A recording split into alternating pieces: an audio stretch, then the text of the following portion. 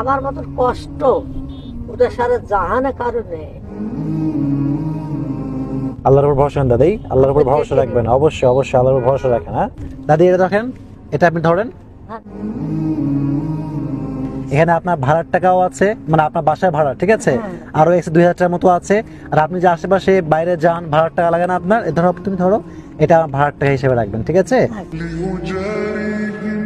قلدت ظاهر ما فيهم فبدوت شخصا آخر كي أتفاخر